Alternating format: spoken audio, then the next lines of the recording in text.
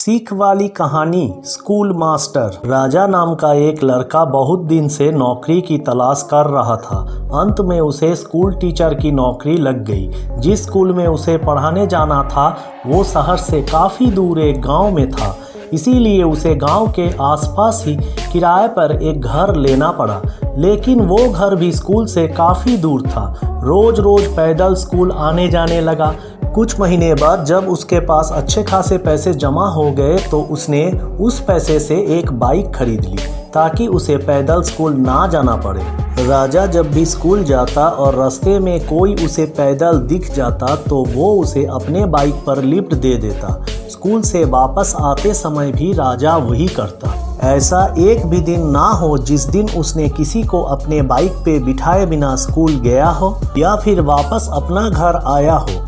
उससे जितना हो सकता वो सबकी मदद करने की कोशिश करता। एक दिन जब राजा स्कूल से घर जा रहा था तो उसे एक आदमी रास्ते पर अकेले चलता दिखा। उसने रोज की तरह उस आदमी के पास जाकर बोला कि आप मेरे बाइक पर बैठ जाइए, मैं इसी रास्ते से जा रहा हूँ, आपको आगे छोड़ दूंगा। वो आदमी खुशी खुशी बैठ गया।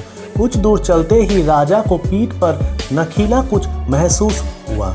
अचानक वो आदमी राजा से कहने लगा, गाड़ी साइड में लगाओ और पैदल घर चले जाओ। उस आदमी के पास एक बड़ा सा चाकू था। राजा डर गया और गाड़ी रास्ते के साइड में लगा दिया।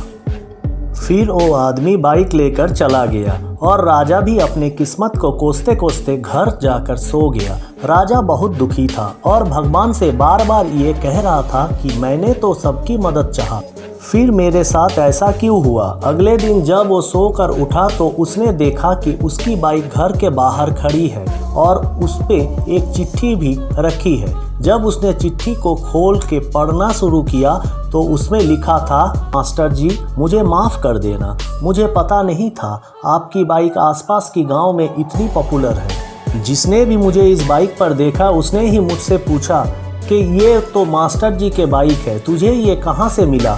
सबको पता चल गया कि मैं आपकी बाइक चोरी की है, इसलिए मैं आपको आपका बाइक लौटा रहा हूँ। हो सके तो मुझे माफ़ कर देना।